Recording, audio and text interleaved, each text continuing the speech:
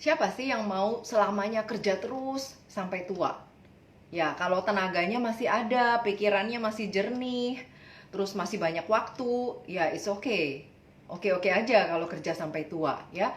Tapi biasanya rata-rata orang yang dari muda kerja keras ya, pontang-panting, sering lembur, rutinitas tiap hari. Nah, biasanya pengen suatu saat ketika sudah tua itu pengen nih nikmatin hidup, enjoy the life, nggak mau selamanya kerja terus sampai tua, ya. Mulai kepikiran nih, nanti tua mau ngapain nih, mau kerjain hobi apa yang sesuai dengan passion yang dulu belum terrealisasi, pengen dilakukan, ya.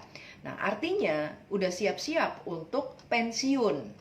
Nah, untuk bisa pensiun dengan sejahtera, itu terlebih dulu kita harus lakukan yang namanya persiapan, termasuk persiapan untuk dananya, namanya adalah dana pensiun, ya.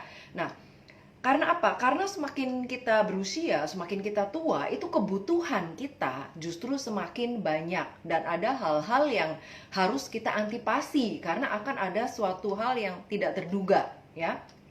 Nah, jadi jangan hanya kita mengandalkan, oh nanti kan kita ada BPJS. Jangan mengandalkan BPJS, nggak bakal cukup, ya. Dan ingat, masa pensiun itu sangat mahal loh. Uang yang sekarang kita tabung, ya, atau dari dulu, dari beberapa tahun lalu kita tabung, kalau diuangkan nilainya menjadi sekarang atau menjadi beberapa tahun lagi, itu makin menyusut nilainya. Karena apa?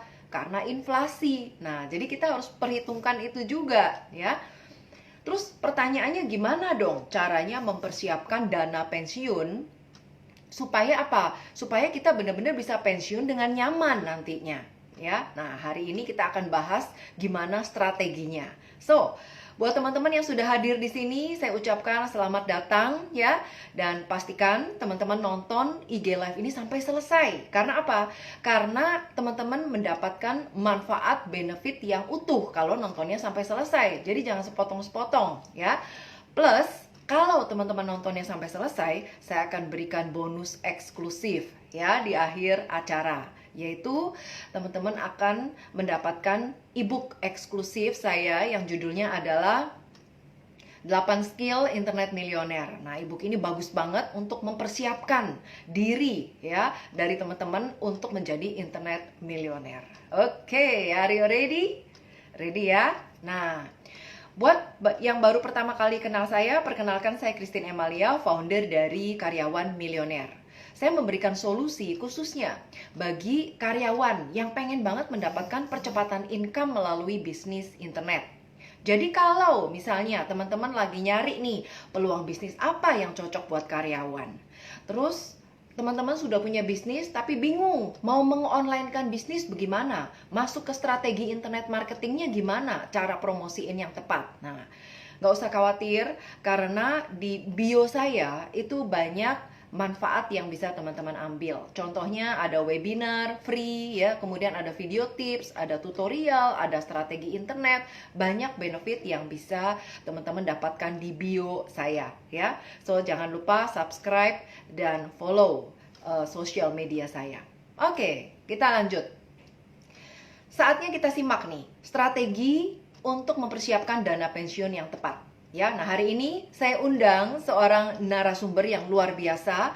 Beliau ini dikenal sebagai Master Financial Planner, ya. Beliau juga merupakan public speaker dan penulis dari 10 financial planning books, ya. Siapa lagi kalau bukan Pak Safir Senduk, ya. Nah, saya lihat Pak Safir sudah hadir. Sebentar saya invite, ya. Sebentar saya invite. Oke.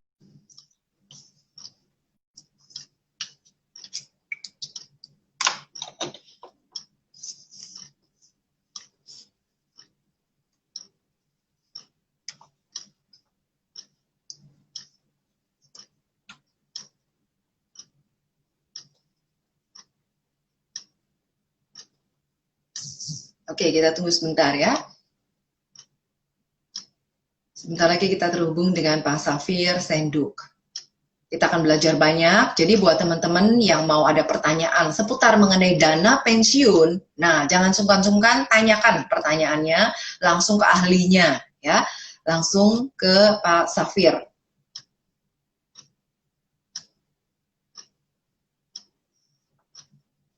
Oke. Kita tunggu sebentar.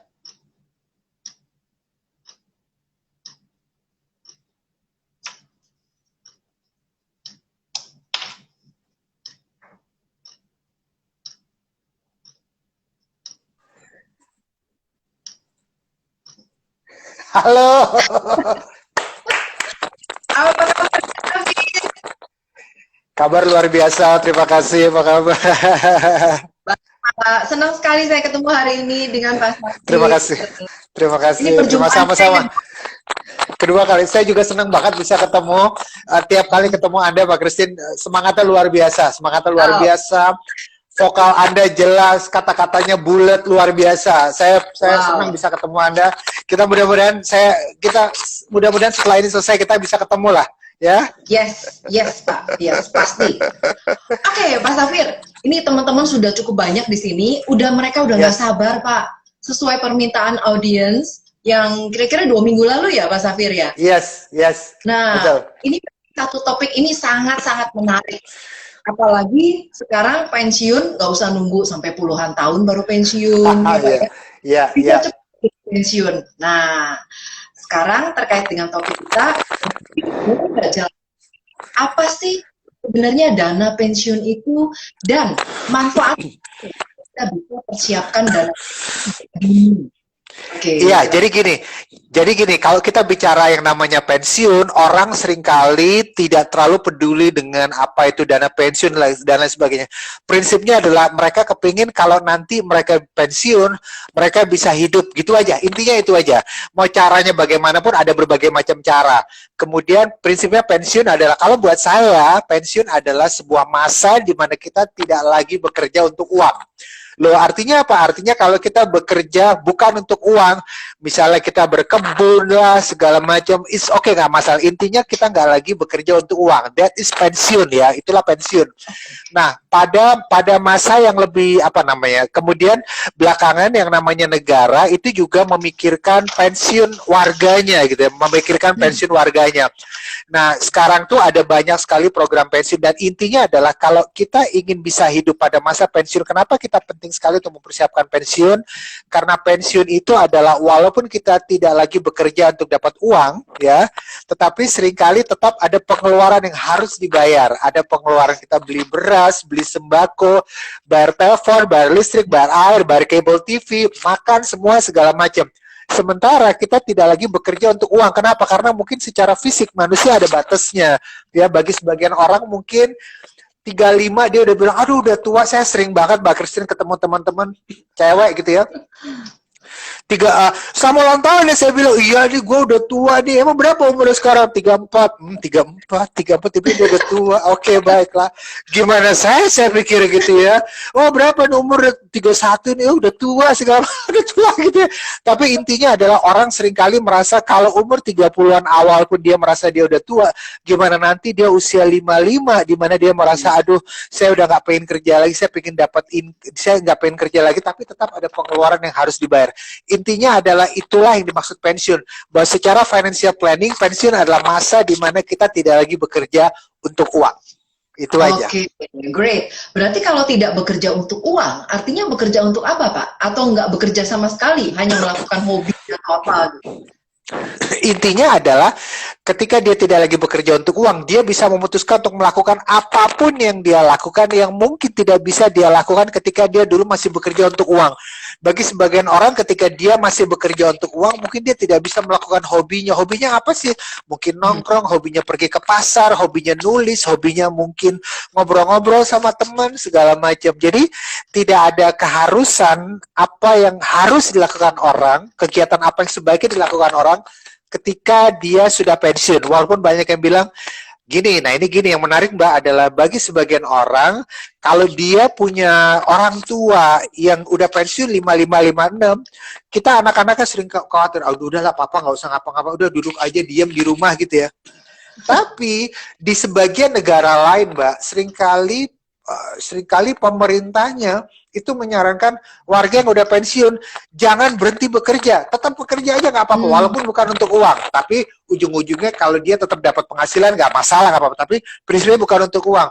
Buat kita yang orang Indonesia yang katakan 1-2 kali pernah ke Singapura, pasti ngerti lah maksudnya bahwa kadang-kadang kita di restoran fast food, kadang-kadang kita lihat orang tuh kita kasihan ya, kasihan lihat. Padahal sebenarnya bukan kasihan.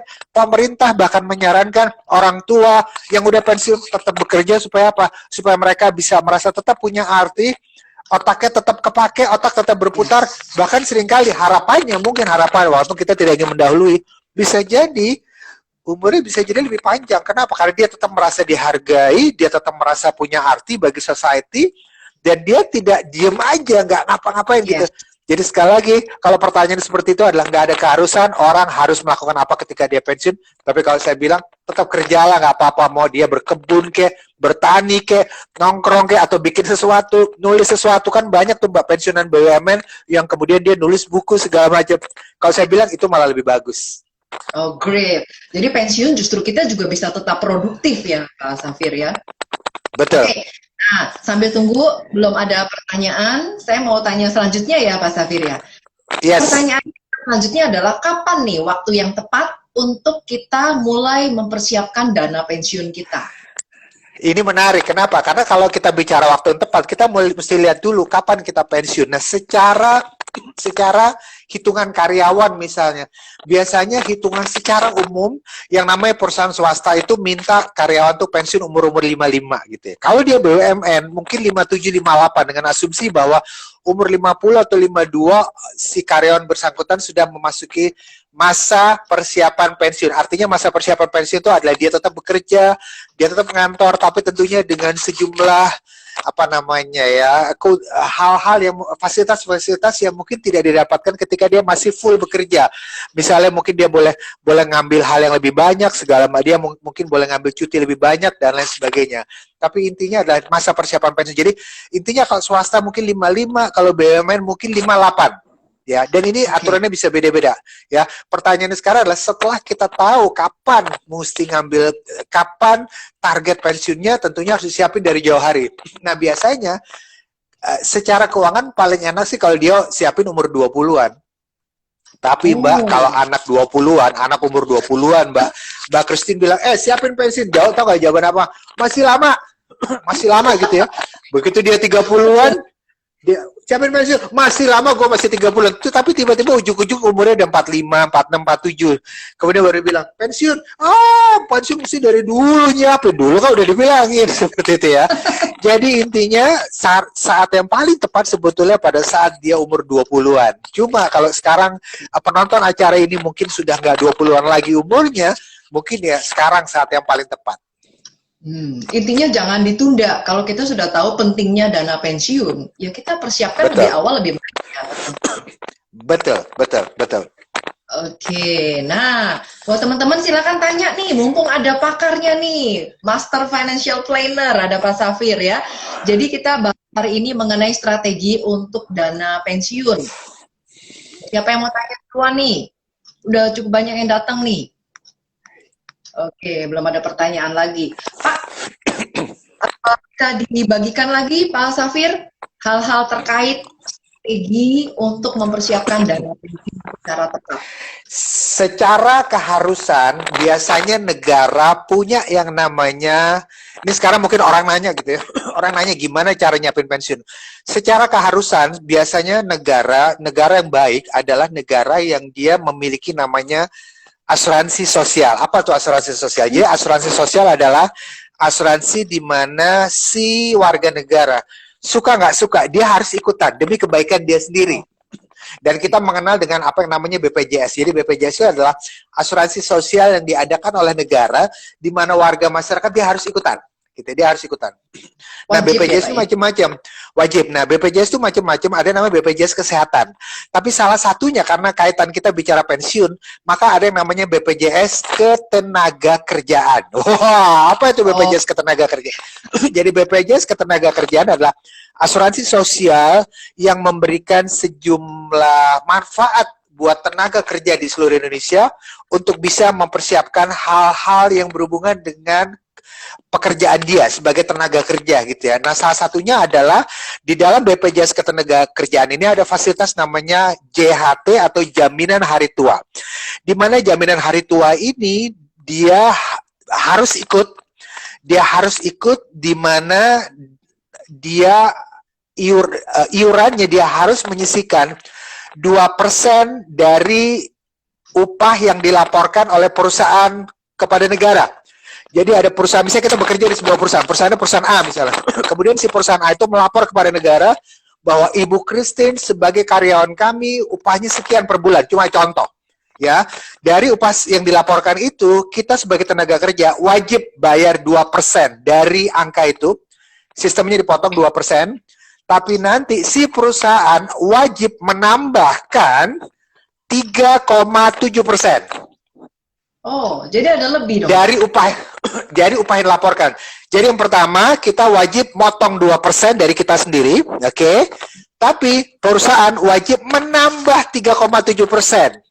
Gitu, menambah 3,7%. Jadi total yang disetorkan dari kita kepada BPJS Ketenagakerjaan itu adalah 5,7% dari upah yang dilaporkan. Tapi bagi si karyawan, dia dipotong 2%. Jadi dia bukan nambahin, tapi dia dipotong, Mbak. Ya, misal katakan cuma contoh. Contoh aja Bu Christine kerja jadi karyawan. Upah yang dilaporkan katakan 10 juta. Cuma contoh. Dari 10 juta itu, kita motong 2%. Kita dipotong 2%. Kemudian perusahaan nambahin 3,7%. Jadi 3,7% itu berapa? Ditambahin ke situ, nanti 5,7% dikelola. Jangan bilang, oh, banyak potongan. Potongan itu kan untuk kita sendiri, demi kebaikan kita sendiri 5,7%. Dan kemudian uang itu oleh BPJS Ketenagakerjaan akan dikelola, mirip-mirip reksadana gitu deh, dikelola. Kemudian dari situ kita akan mendapatkan manfaatnya nanti, ya, ketika kita hari tua. Ya, kita bisa memilih angka. Jadi sekali lagi, ini adalah asuransi sosial yang bisa kita ikuti. Nah, kalau kita mau hasil lebih besar lagi, kita bisa minta perusahaan kita untuk ikut namanya program dana pensiun. Apa itu program dana pensiun? Jadi program dana pensiun adalah program yang memang bisa diikuti secara sukarela oleh perusahaan atau kita sebagai perorangan. Kalau perusahaan yang ikut, maka perusahaan bisa minta program dana pensiun dan perusahaan iuran ke situ. Nanti dibagi dua, kita berapa persen, perusahaan berapa persen. Nah, atau perusahaan juga bisa bikin program dana pensiun sendiri. Di Indonesia, perusahaan-perusahaan besar biasanya punya program dana pensiun sendiri. Istilahnya kita sebutnya DPPK, Dana Pensiun Pemberi Kerja. Okay. Tapi, si perusahaan bisa saja tidak punya program dana pensiun sendiri, dia bisa menyerahkan kepada pihak ketiga, namanya DPLK. Jadi DPLK adalah program pensiun, di mana perusahaan menyerahkan kepada pihak ketiga, pihak di luar perusahaan. Jadi saya ulang lagi sekali lagi, kalau perusahaan itu bikin sendiri di dalam, jadi bikin anak perusahaan sendiri yang ngelola dana pensiun, itu namanya DPPK atau Dana Pensiun Pemberi Kerja. Tapi kalau dia serahkan kepada pihak lain, itu namanya DPLK. Dan kenapa namanya DPLK? Karena di Indonesia yang boleh menjadi pihak penyedia program DPLK hanya dua, yaitu asuransi atau bank, which is di mana mereka dua-duanya adalah LK atau lembaga keuangan. Prinsipnya sama. Atau bisa juga perorangan ini, bisa saja dia tidak mengikuti program dana pensiun dari perusahaan, tapi dia ikut sendiri DPLK di luaran. Dia ikut sendiri program DPLK di luaran. Nah, Mbak Christine, hal lain yang juga bisa diketahui adalah bahwa untuk mempersiapkan masa pensiun tidak melulu harus ikut DPLK, tapi bisa juga lewat apa? Lewat program persiapan sendiri. Contoh Mbak Christine beli rumahnya kita sewakan, kemudian uang sewanya kita kelola sendiri, itu juga bisa. Atau kita misalnya invest di pasar saham, kemudian kita berharap pasar saham itu akan memberikan keuntungan buat kita dari capital gain atau dari dividennya, kemudian uangnya kita kelola sendiri. Jadi itu adalah beberapa alternatif yang bisa digunakan untuk seseorang mempersiapkan masa pensiunnya.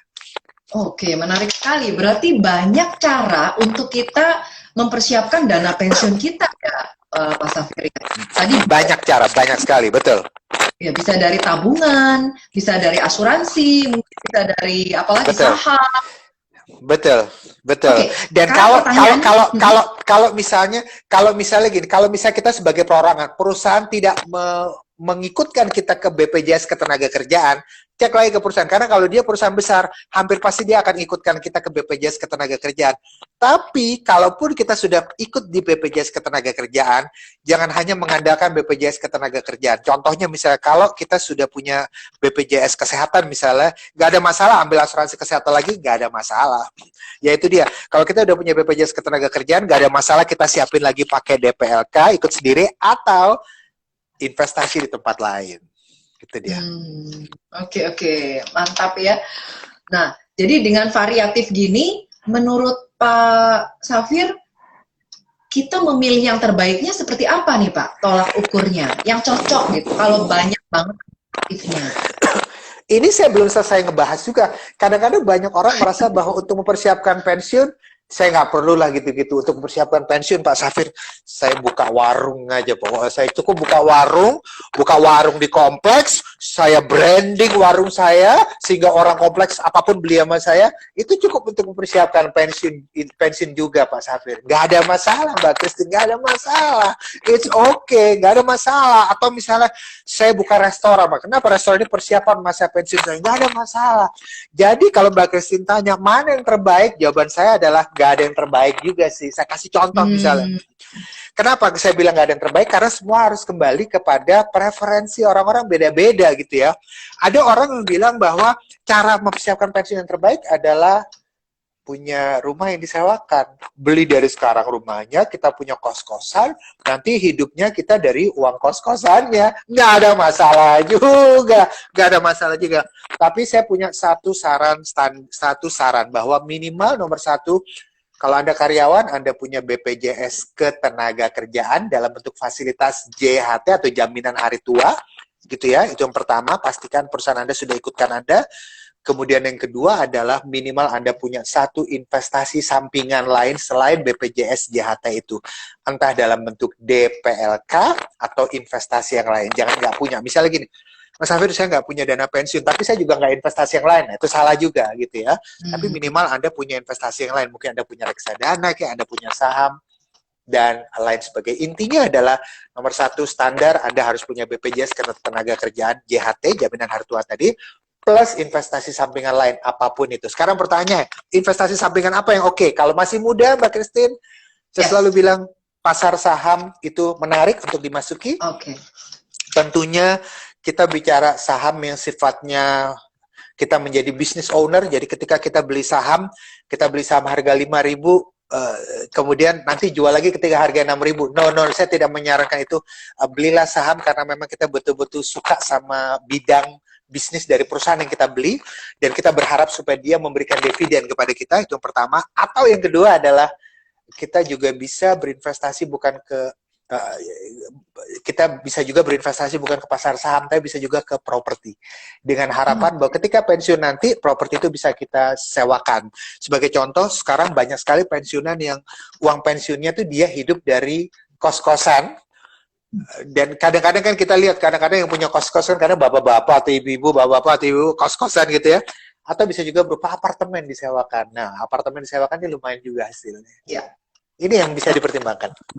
Oke, wow. Udah dapat banyak insight nih ya, teman-teman ya, dari Pak Safir ya. Oke.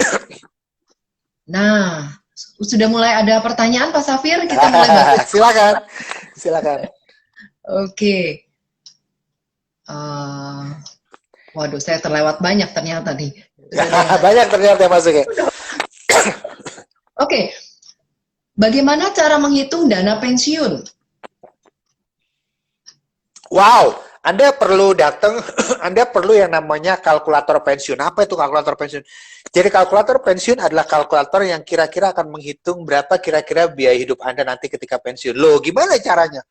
Caranya, biasa kalkulator itu gini, misalnya gini, Mbak Christine, lihat berapa pengeluaran kita tiap bulan saat ini. Contoh misalnya, pengeluaran kita tiap bulan saat ini, setiap bulan yang pengeluaran keluarga, ini cuma contoh, misal. Ya. 10 juta per bulan. Cuma contoh aja, 10 juta per bulan. Kalau disetahunkan, 120 juta setahun. Oke, 120 juta setahun. Berarti dengan asumsi tiap tahun harga barang atau inflasi naik 10%, Berarti logikanya kalau setahun ini kita biaya hidupnya adalah 120 juta setahun, berarti tahun depan naik 10%, berarti 120 juta tambah 12 juta, 132 juta setahun tahun depan. Iya. Oke? Oke? Jangan lupa, misalnya kita catat di kertas nih, oke, tahun ini 120 juta setahun, kemudian tahun berikutnya 132 juta, catat di kertas. Tahun berikutnya nambah lagi 10%, begitu terus, begitu terus, begitu terus. Nah sekarang lihat dulu umur kita berapa. Kalau umur kita sekarang 35, kemudian pensiun kita umur 55, berarti inflasikan terus 10% sampai 20 tahun. Oh, jadi tiap tahun nambah 10, nambah 10, nambah 10 gitu ya? Nambah 10. Cara paling cepetnya gampang, Mbak. Sekarang kita kan 120 juta setahun misalnya ya. Berarti untuk tahun depan, kalau asumsi inflasi 10%, kalikan aja dengan angka desimal 1,1. Loh, kok bisa 1,1? Karena 10% inflasinya. Kalau 20%, 20%, 1,2. Kalau 5%, 1,05. Iya, Itu matematika gitu. Oke, katakan 10%, berarti 1,1 kan? Berarti tahun ini 120 juta nih. Kemudian naikin 10%, kan? Berarti kalikan 1,1, berarti 132 juta. Oke, 132 juta. Tahun depan lagi, kalikan lagi 1,1, begitu terus. 20 tahun mendatang, pada saat umur kita 55, udah ketahuan tahunan kita berapa. Dan itu angkanya sangat tinggi, Mbak. Sangat tinggi. Cuma, jangan kaget kalau angkanya sangat tinggi. Kenapa? Wajar aja, karena ada inflasi. Coba bandingkan, 10 tahun lalu. 10 tahun lalu, harga kita naik taksi, argo taksi berapa? Lebih murah dari sekarang. Apakah 10 tahun lalu kita bisa menduga bahwa tahun 2020 argo taksi akan seperti sekarang? Nggak bisa. Tahun 2010 kita akan bilang, kok tahun 2020 kok mahal banget sih argo taksinya? Iya, karena argo taksi sekarang udah kena inflasi. Sama, tahun 2030 juga sama, kita mungkin nggak nyangka, tapi pas tahun 2030 kita akan ngalami, oh iya ya, berarti juga kok harga udah lebih tinggi sekarang, karena inflasi, Mbak. Apalagi 20 tahun lagi, 2040, wow, udah lebih tinggi lagi angkanya. Tapi jangan khawatir, kenapa?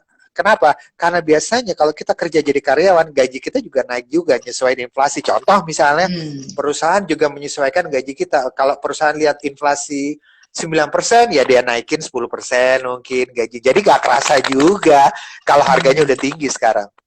Yes, betul. Jadi imbang-imbang lah ya. Cuman memang kenaikannya, kadang kenaikan gaji atau kenaikan inflasi nggak balance ya. Iya benar. Oke, lanjut ya Mas ya. Silakan. Oke, nah nabung dana pensiun sebaiknya di mana? Oke. Sekali lagi secara standar kalau ada karyawan pastikan Anda punya BPJS Ketenagakerjaan. Itu yang pertama. Tapi yang kedua, sekali lagi saya selalu bilang selalu punya investasi sampingan untuk pensiun. Standarnya minimal dalam bentuk DPLK. Itu secara standar. Tapi kalau Anda nggak punya DPLK nggak apa-apa. Miliki yang lain. Nah, pertanyaannya sekarang sebaiknya apa? Saya selalu bilang kalau masih muda pertimbangkan saham di pasar modal, tapi dalam bentuk cari dividennya, berharap pada dividen bukan trading. Sekali lagi bukan trading. Jadi sekali lagi intinya kalau Anda masih muda sekarang 20-an, 30-an, beli saham tapi jangan trading, tapi beli benar-benar Anda lihat baik-baik saham perusahaan apa ya. Dan terus harapkan dividennya tiap tahun, Orang yang beli saham tertentu saat ini 20 tahun lalu sekarang harganya udah sangat-sangat bagus dan dividennya lumayan. Itu pertama. Tapi kalau Anda tidak mau investasi di pasar saham, bisa juga pertimbangkan properti, tapi harapannya hidup dari uang sewanya. Itu jawabannya. Sekali lagi saya ulang lagi, kalau masih muda, saham, tapi kalau misalnya Anda sudah cukup senior umurnya, maka mungkin bisa pertimbangkan properti dengan harapan disewakan, dan ketika pensiun nanti, hiduplah dari properti yang disewakan itu. Jadi intinya, Anda bisa berharap untuk menjadi bapak-bapak kos nanti di masa pensiun nanti. Okay. Atau ibu-ibu kos dan di Indonesia Mbak Christine, bapak-bapak kos atau ibu-ibu kos selalu digambarkan galak gitu ya. Cewek gitu ya. Betul. Oke. Nah, lanjut lagi. Cara mempersiapkannya bagaimana? Seperti apa yang diperlukan menghitung nominalnya? Nah, kalau menghitung nominal ya kita nggak bisa lakukan di sini karena IG Live ini punya keterbatasan, Mbak. Tapi gunakan apa yang namanya kalkulator pensiun. Jadi caranya adalah silakan search di Google kalkulator pensiun, atau Anda bisa datang ke profesi-profesi financial planner. Financial planner. Nggak usah datang ke saya, Anda bisa datang ke financial planner lain, minta dihitungin kebutuhan pensiun. Ya, minta dihitungin kebutuhan pensiun. Nanti financial planner itu akan bikinin Anda semacam nanti perhitungan pengeluaran Anda kelak ketika pensiun. Perhitungan pengeluaran Anda kelak ketika pensiun, bikin hitungan-hitungannya. Atau biasanya kalau Anda yang nonton acara hari ini adalah perusahaan, Anda bisa undang financial planner untuk bicara di seminar di perusahaan Anda dan minta si financial planner itu untuk menyajikan tabel hitungan pengeluaran saat pensiun. Tabel hitungan pengeluaran saat pensiun. Itu biasa ketahui. Itu mudah sekali kok. Bikinnya bisa di Microsoft Excel gitu ya. Hitung sendiri sekali lagi contohnya tadi itu, anggap sekarang misalnya pengeluaran Anda katakan 10 juta per bulan, cuma contoh aja biar gampang hitungnya. Kalikan 12 bulan itu dapat pengeluaran setahun, kemudian inflasikan 10% per tahun, nanti ketahuan pengeluaran pensiun Anda berapa. Agak susah kita lakukan di sini kan dengan format Excel, tapi intinya tidak sulit untuk melakukannya. Untuk hitung sendiri itu nggak sulit. Oke, jadi tadi kalkulator pensiun ya Pak ya di Google ya? Kalkulator pensiun, ya, retirement kalkulator, ya nggak harus di Google lah. Ada beberapa financial planner yang dia punya financial calculator di website, seperti itu. Oke, great. Nah, ini ada satu pernyataan, Pak. Rata-rata Yes. usia 56 tahun dengan masa 55 tahun MPP, masa persiapan pensiun. Untuk BUMN atau ASN yang pensiun antara 58 sampai 60, berarti MPP setahun sebelumnya, bukan 52 tahun. Yes, bisa juga. Iya, bisa juga. Jadi biasa kebijakan di tiap perusahaan tuh beda-beda ya. Tiap perusahaan tuh beda-beda. Nah, kalau swasta itu bisa lebih lama. Bahkan saya pernah ketemu ada BUMN yang dia MPP-nya tuh bisa 3 tahun tuh ada saya pernah ketemu. Jadi memang kebijakannya beda-beda. Tapi terima kasih sharingnya, karena memang sekali lagi kebijakan beda-beda, tapi terima kasih sharingnya, bagus banget. Jadi Mbak, intinya adalah ada BUMN yang dia MPP-nya hanya setahun itu ada juga bukan BUMN, ada juga kementerian yang MPP-nya mungkin 2 tahun. Dia sekali lagi beda-beda tergantung kebijakannya lah masing-masing. Oke, sip. Nah, kalau umur 40 telat nggak Pak? Caranya gimana nyiapinnya nih? Enggak lah, Kak, telat. Oke, salah satu cara yang bisa digunakan adalah Mbak Christine punya bisnis. Punya bisnis sendiri, tapi bisnis itu pastikan Anda bangun sistem di bisnis itu, sehingga nanti kalau sistemnya sudah berjalan, bisnisnya bisa berjalan dengan sendirinya. Which is itu nggak gampang, Mbak. Nggak gampang, Mbak Christine punya bisnis, ada bangun sendiri sistemnya. Seringkali membangun sistem sendiri yang kita bisa tinggalkan di masa yang akan datang, itu seringkali hanya ada di buku-buku. Tapi itu tetap bisa jalan kok. Saya melihat ada banyak sekali pengusaha yang dia bisa berhasil bikin sistem. Mbak Christine, tantangan terbesar seorang pengusaha sebetulnya bukan bisnisnya, tapi adalah bikin sistemnya. Bikin sistem yang bisa ditinggal itu nggak gampang. Tapi itu kalau Anda bisa melalui itu luar biasa. Sekali lagi, kalau Anda sudah umur 40, waktunya udah lebih pendek untuk mengejar pensiun, maka Anda harus berlari cepat. Kalau Anda masih jauh, Anda mungkin bisa nyantai. Tapi kalau Anda udah dekat, udah umur 40, udah umur 45, salah satu cara tercepat untuk persiapan pensiun adalah bikin bisnis. Oke, bikin bisnis atau kita bisa meleverage bisnis orang lain juga bisa ya Pak, yang auto. Bisa juga. Dan banyak orang bilang katanya adalah franchise segala macam. Nah, kalau kita bilang franchise, kelebihannya adalah ada sistem yang mungkin tidak harus kita cari sendiri. Contoh Anda buka tempat makan misalnya. Yang susah tuh nyari supplier yang memang kualitas barangnya itu, kualitas bahan makanan tuh memang sesuai yang kita inginkan. Tapi kalau udah franchise, biasanya kita udah tahu tuh belinya kemana, seperti itu. Alternatif lain, Mbak Christine, adalah kadang-kadang banyak orang yang dia tidak tertarik buka bisnis, tapi dia tertarik untuk bikin sesuatu. Contoh misalnya banyak sekali pensiunan para general manager ya segala macam. Dia mungkin nggak punya pengalaman bikin bisnis, tapi dia punya keahlian di otak dia yang bisa dia lakukan dalam bentuk dia buka jasa konsultasi. Saya berapa kali ketemu para pensiunan BUMN yang kerjanya dia buka jasa konsultasi. Konsultasi apa? Konsultasi HRD sederhana, jasa perekrutan dan lain sebagainya. Intinya adalah benar-benar otak yang main. Jadi bukan jual barang tapi jual jasa. Dari situ dia bisa jual jasanya ke perusahaan, bahkan salah satunya dia jual jasa ke perusahaan tempat dia pernah bekerja waktu itu. Nah setelah itu dia bisa dapat income yang baik. Nah, income itu yang dia kelola sendiri. Oke, great. Jadi nggak cuman modal dari fisik, tapi kita bisa apa yang ada di otak kita ya. Betul, jual jasa lah, betul. Jual jasa ya. Oke, great.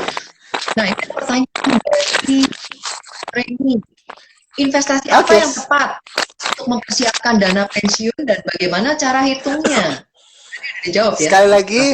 Sekali lagi minimal Anda pastikan kalau Anda karyawan, minimal Anda punya BPJS Ketenagakerjaan dengan fasilitas JHT, karyawan akan dipotong 2%, perusahaan Anda ngebayarin 3,7%, itu pertama. Tapi yang kedua, Anda juga punya investasi sampingan minimal DPLK, dana pensiun lembaga keuangan, dan untuk belinya Anda beli di perusahaan asuransi atau perbankan. Tapi kalau Anda tidak punya DPLK, Anda investasi lain, pertimbangkan di pasar saham, ya saham, tapi sekali lagi bukan trading, tapi benar-benar Anda nyari dividennya, atau yang kedua adalah properti untuk disewakan. Oke. Karena kalau Anda udah Great. punya properti untuk disewakan, Mbak Christine, apa kelebihannya properti?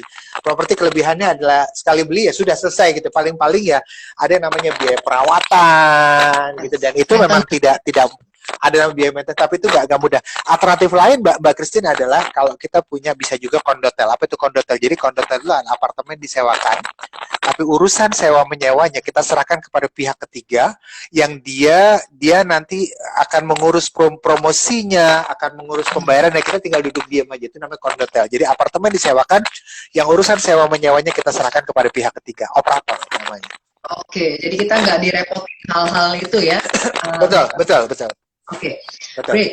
Nah, katanya instrumen investasi terbaik untuk persiapan dana pensiun melalui saham. Tapi gimana caranya? Apakah jadi investor jangka panjang saja? Tapi melihat COVID begini, ternyata saham bisa jatuh dalam juga. Benar. Tapi jangan lupa bahwa nomor satu adalah Anda harus bisa nyari perusahaan yang walaupun ekonomi lagi turun sekalipun, perusahaan itu tetap dapat income. Itu yang pertama. Yang kedua, saat sekarang ini saham-saham memang lagi jatuh, ya sudah nggak apa-apa. Kenapa? Nomor satu, kalau Anda ngebeli sahamnya, bagus dong, harga lagi murah. Itu kan yang pertama. Yang kedua, bagaimana kalau COVID berkepanjangan, ntar harga saham nggak naik-naik, ya biarin aja. Kenapa? Karena toh yang kita harapkan kan bukan harga saham, yang kita harapkan kan adalah dividennya. Apa itu dividen? Pembagian laba dari saham tersebut. Nah, untuk kita bisa dapat dividen, maka perusahaan itu harus laba dulu. Nah, bagaimana cara supaya perusahaan itu laba? Perusahaan itu harus tetap dapat pendapatan. Jadi sekali lagi, nggak masalah harga saham itu sekarang itu berapa, karena yang kita kejar kan bukan harga sahamnya naik turunnya harga saham, nggak masalah. Yang kita kejar adalah dividennya. Sebagai contoh Mbak, banyak kok perusahaan-perusahaan yang dia tetap dapat income yang bagus, walaupun harga saham lagi turun sekarang, tapi perusahaan itu tetap dapat income yang bagus, dia bisa memberikan dividen yang cukup baik. Jadi sekali lagi fokusnya adalah yang kita kejar adalah dividennya, bukan naik turunnya harga saham tersebut. Oke, berarti dividennya ya Pak ya? Okay. Dividennya, betul. Oke, great. Nah, lanjut lagi. Bagaimana menghitung nilai atau dana pensiun yang dibutuhkan? Tadi udah ada ya, kalkulator pensiun. Okay. Ya, sekali lagi kalkulator pensiun mudah sekali, mungkin buat banyak teman-teman yang baru masuk. Sekali lagi, kita misalkan anggap saja sekarang pengeluaran Anda tiap bulan, katakan biar gampang, contoh aja 10 juta per bulan, contoh. Kemudian berarti per tahun 120 juta, oke? 120 juta setahun. Kemudian dengan asumsi ada inflasi atau naik 10%, maka kalau 120 juta sekarang, tahun depan berarti pengeluaran Anda ada 132 juta setahun, kalikan 1,1. Kenapa? Karena inflasi 10%. Tahun depan naikin lagi, terus hitungin sampai Anda pensiun. Dari setelah Anda pensiun umur 55, katakan terusin lagi sampai harapan hidup Anda 20 tahun setelah pensiun, atau 30 tahun setelah pensiun. Itulah yang Anda butuhkan untuk bisa membayar pengeluaran pensiun Anda. Oke, great. Nah, terus harga emas sekarang lagi naik nih, Pak Safir. Apakah wise dan safe enough jika nabung emas sekarang untuk persiapan pensiun? Kurang serap dengan saham dan itu soalnya. Baik, terima kasih. Jadi gini, kalau kita bicara saham, kalau saya menyarankan Anda investasi saham di pasar modal, bukan berarti saya tidak membolehkan Anda, bukan berarti saya nggak serp dengan investasi lain, nggak ada masalah juga, nggak apa-apa juga, gitu ya. Buktinya nggak ada masalah dengan properti misalnya, kemudian juga emas nggak ada masalah juga. Nah, yang maksud saya adalah begini, kalau saham biasanya kita sedikit lebih mudah. Kenapa? Kita bisa tahu bahwa tahun ini industri rokok lagi nggak bagus karena ada begini-begini. Industri barang konsumsi bagus. Kenapa? Karena orang makin sering mandi misalnya pada masa wabah seperti ini. Sehingga perusahaan yang produksi sabun dan shampoo akan makin laku ibaratnya gitu. Jadi kita lebih mudah ngelihatnya. Nah, kalau emas ini special case Mbak Christine. Kenapa? Karena kalau emas itu begini. Kalau emas seringkali kita tidak mudah bacanya. Apa yang akan terjadi pada emas? Kita nggak bisa tahu bagaimana cara membacanya. Tetapi satu-satunya alasan orang beli emas adalah nomor satu, karena emas ada barangnya, Mbak. Emas itu ada barangnya. Jadi apapun yang terjadi, kita bisa jual emas. Emas itu ada barangnya gitu ya. Itu yang pertama. Which is benar juga, nggak apa-apa, nggak ada masalah. Yang kedua adalah berdasarkan pengalaman, emas itu jarang sekali turun drastis, jarang sekali.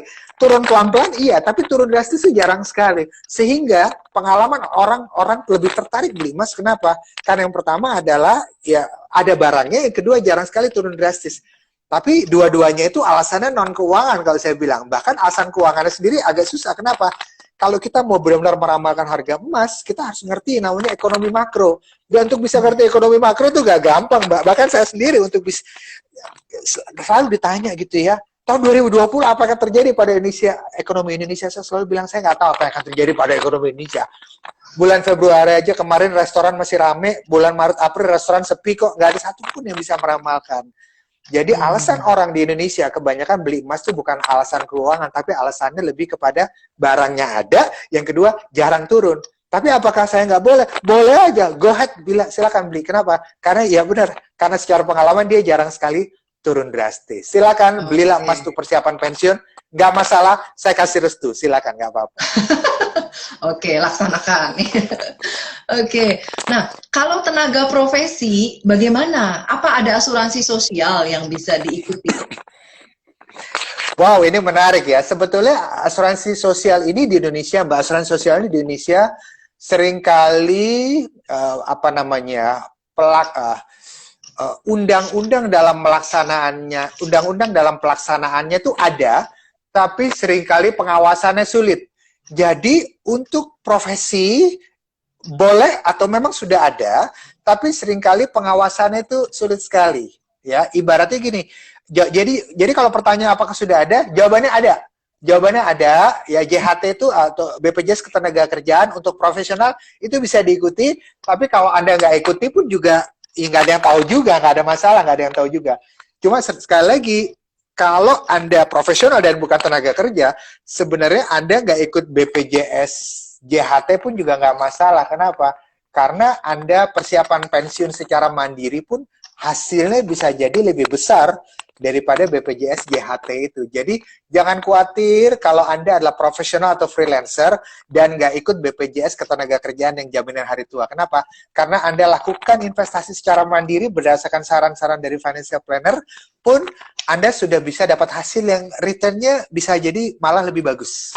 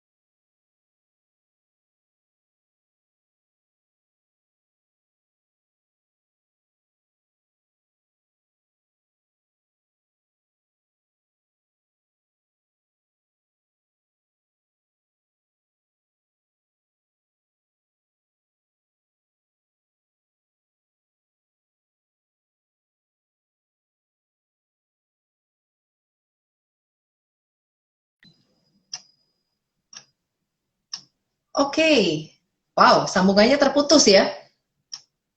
Kita sambung lagi. Wah, kita terputus dengan Pak Safir nih. Sebentar, saya invite lagi Pak Safir ya.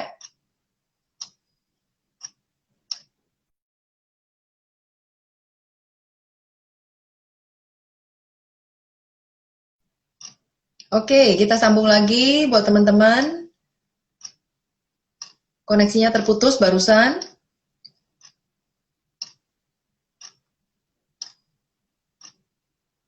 Kita lanjut jawab ya. Sebentar saya invite Pak Safir.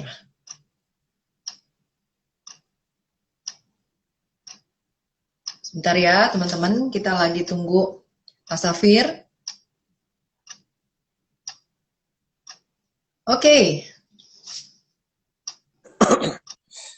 Yes. Halo, sorry, koneksinya tiba-tiba. Biasa. Mungkin kena corona juga koneksinya. Di atas, Pak. Oke. Nah, Pak Safir, kita lanjut. Ada pertanyaan terkait mengenai DPLK. Di mana nih pertanyaannya? Oke, ya, silakan DPLK. Ya, DPLK. Ini udah kelewat banyak ini. Oke, tadi mana pertanyaannya ya? Oke, DPLK.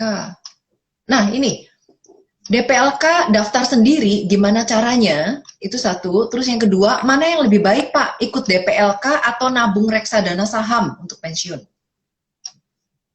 Oke, pertanyaan bagus sekali. Jadi gini, intinya adalah DPLK itu adalah sebuah investasi di mana uang kita akan dikelola oleh perusahaan entah perbankan atau asuransi, di mana tujuan pengelolaannya itu adalah untuk keperluan pensiun. Pada saat pensiun nanti, kalau jumlah saldo beserta pengembangannya adalah di bawah angka tertentu, kita akan dapat saldonya utuh 100%. Intinya itu. Tapi kalau di atas angka tertentu, dan angkanya ini kadang-kadang ganti-ganti, di atas angka tertentu, maka 20% kita dapat full, 80% yang akan diberikan tiap bulan kepada kita sampai umur tertentu, 10 tahun setelah pensiun, 20 tahun setelah pensiun, dan seterusnya. Jadi kalau di atas angka tertentu maka 20%-nya dikasih cash, 80%-nya dikasih tiap bulan sampai umur tertentu. Begitu umurnya tertentu itu habis, maka pemberiannya habis. Masalah kita hidup atau masih hidup atau tidak bukan urusan dia. Itu seperti itu, ya. Tapi intinya ketika uang itu dikelola di DPLK, dia intinya mirip dengan produk-produk namanya reksadana. Apa itu reksadana? Reksadana adalah sebuah investasi di mana uang kita dikelola oleh sebuah perusahaan aset manajemen. Kemudian setelah uang kita dikelola oleh perusahaan aset manajemen, nanti kita akan mendapatkan keuntungan dari reksadana tersebut. Oke? Mana lebih baik, DPLK atau reksadana? Intinya sama. Hanya bedanya adalah pada reksadana, uangnya Anda bisa ambil sewaktu-waktu. Contoh misalnya, kalau Anda invest sekarang pada reksadana, tahun depan Anda ambil pun bisa. Ya, kalau setelah Anda ambil, Anda bisa ngelolanya sampai pensiun, oke. Tapi kalau setelah Anda ambil, Anda nggak bisa ngelolanya, maka 1-2 bulan uang itu bisa habis. Nah, pada DPLK, kalau angkanya di bawah saldo tertentu, Anda dapat 100%. Tapi kalau di atas angka tertentu, maka 20% dikasih cash, 80% dikasih bulanan. Dan ini cocok buat Anda yang mungkin merasa tidak bisa ngelola uang gede, uang besar. Kalau dia nggak bisa mengelola uang besar, maka cara ini cocok. Kenapa? Ya udah dikasihnya bulanan.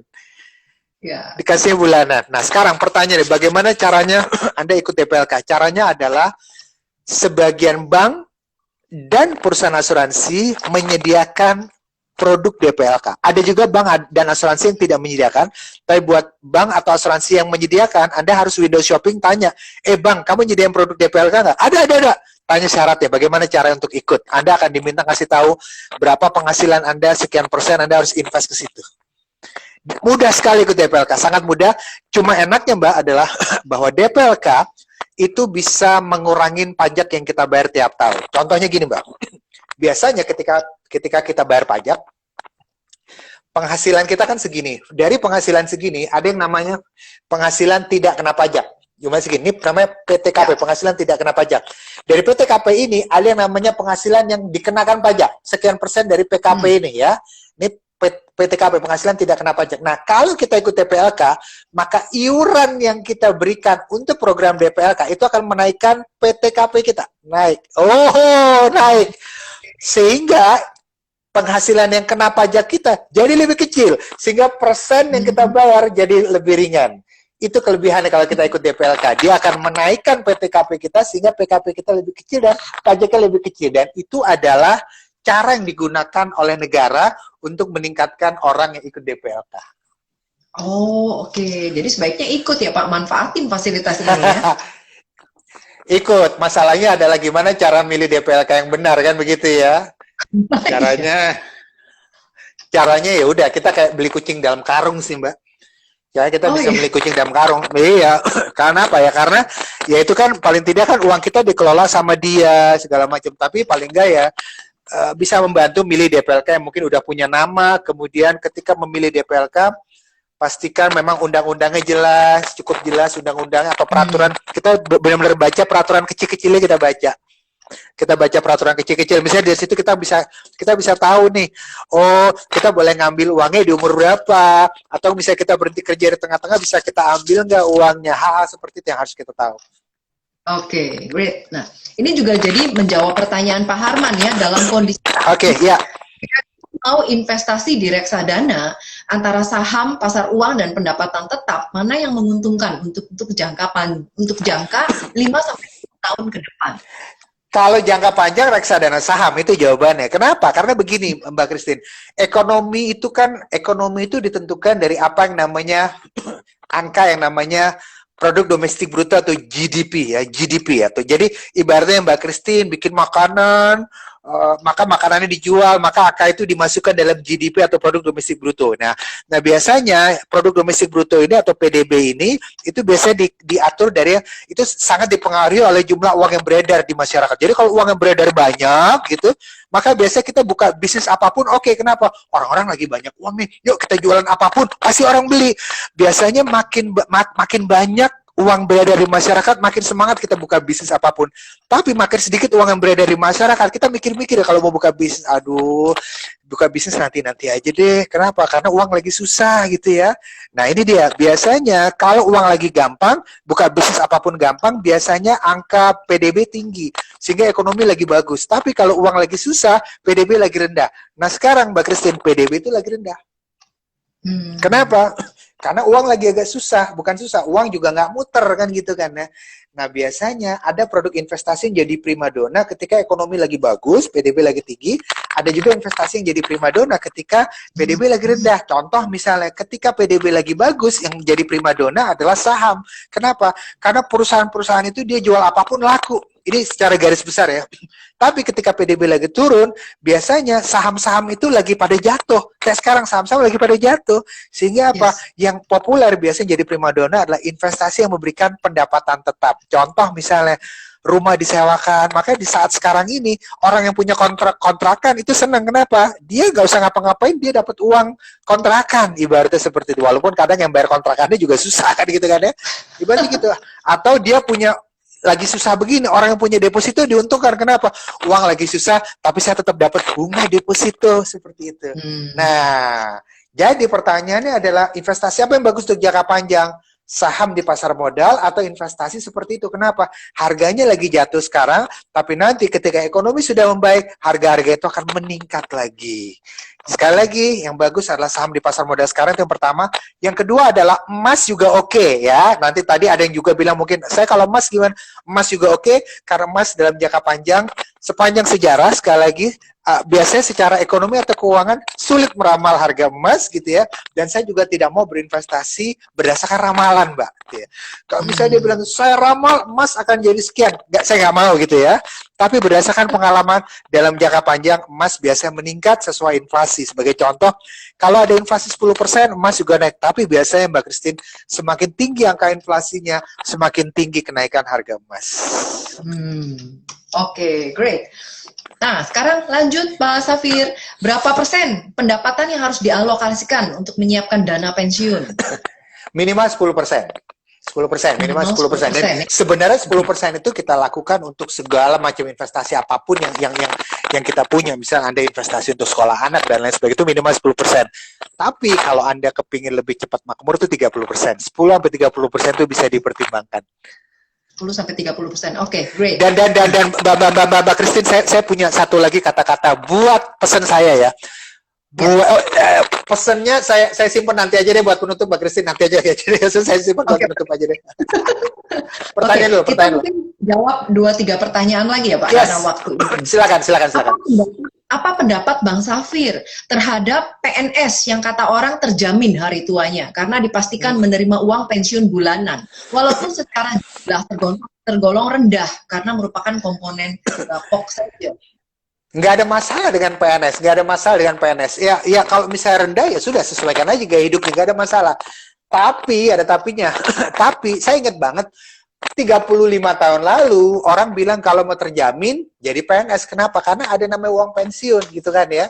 Tapi zaman sekarang sebetulnya nggak harus jadi PNS, asal Anda nguasain perencanaan keuangan atau financial planning sekalipun, Anda sudah bisa punya program pensiun seperti layaknya PNS.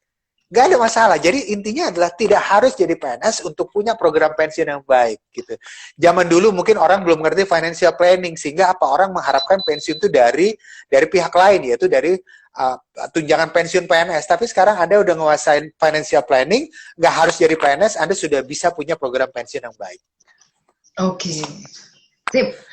Bisa nggak umur di bawah 20 tahun mempersiapkan dana pensiun? Wah, bisa, minimal 17 tahun bisa. Nomor satu, lihat dulu dana pensiunnya apa dulu. Kalau dana pensiun DPLK ya udah minimal ada beberapa ada, saya kurang pasti 17 sampai 21 tahun gitu. Kalau nggak salah 18 tahun udah bisa, 18 tahun. Tapi kalau Anda nyiapin program pensiun mandiri di luar DPLK, di luar BPJS Ketenagakerjaan, mau Anda umur 15 tahun juga bisa kali, nggak ada masalah. Anda investasi siapin sendiri pun juga bisa.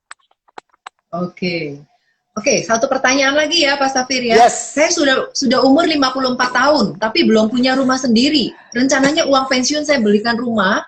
Sebaiknya saya spend beli rumah berapa persen dari uang pensiun saya? Sisanya Jawaban untuk investasi apa? Jawaban saya nggak usah beli rumah. Anda nyewa aja. Serius, nyewa aja. Karena gini Mbak, nyewa aja. Karena begini, pertimbangannya adalah bahwa harga rumah di Indonesia sebagian area itu udah agak nggak masuk akal, itu pertama ya. Yang kedua adalah tidak ada satupun orang yang memasalahkan kalau Anda tinggalnya nyewa tuh nggak ada masalah. Biasanya keputusan orang untuk membeli itu sifatnya psikologis. Jadi kalau Anda membeli itu bukan pertimbangan keuangan, sifatnya psikologis, which is nggak ada masalah juga. Tapi kalau pertimbangannya hanya uang, nyewa pun nggak masalah. Tapi kalau Anda sampai nggak bisa tidur, kalau rumahnya hanya sewa, ya sudah, beli pun silakan, nggak masalah. Saya tahu ada beberapa orang yang memang secara psikologis dia nggak bisa tidur kalau rumahnya nyewa. Ya udah, beli aja, nggak ada masalah. Pertanyaan sekarang, berapa persen? Ya itu kembali lagi tergantung uang Anda berapa. Silakan DM saya, tergantung uang Anda berapa. Tapi intinya adalah jangan habiskan 100% dari uang Anda untuk dibelikan rumah. Kalaupun habis 100% berarti memang harus ada income sampingan yang harus Anda cari untuk itu. Oke, great. Jadi buat paham Maharta langsung DM Pak Safir ya, nanti dikasih solusinya ya. Yes. Oke. Baik Pak Safir, kita udah di penghujung waktu, silakan kasih kesimpulan Pak. Kesimpulannya adalah buat Anda yang alergi dengan kata pensiun dan mengidentikan kata pensiun dengan kata-kata udah tua. Contoh misal, saya masih 25 nih, ngapain pensiun? Kan pensiun tuh berarti untuk orang udah tua segala macam. Baik, kita rubah bahasanya. Bukan pensiun, tapi masa depan. Siapkan dana untuk masa depan. Sama juga kan? Oke, baik. Kalau Anda nggak suka kata pensiun, oke, baik. Gunakan kata masa depan, supaya mudah-mudahan para milenial ini merasa, yes, saya tidak seperti orang tua. Siapkan dana untuk masa depan. Bukan lagi pensiun kata-katanya ya. Itu aja pesan penutup dari saya. Nah, terima kasih banyak ya Pak Safir atas terima waktunya. Kasih. Nah, buat teman-teman jangan lupa follow IG Pak Safir ya di Safir Senduk. Lalu juga IG Karyawan Milioner ya. Nah, buat teman-teman yang nonton IG sampai selesai, saya sesuai janji saya tadi, nanti ke saya, lalu ketik aja nonton selesai. Nanti saya kasih free ebook. Oke, itu aja. Wow, thank you.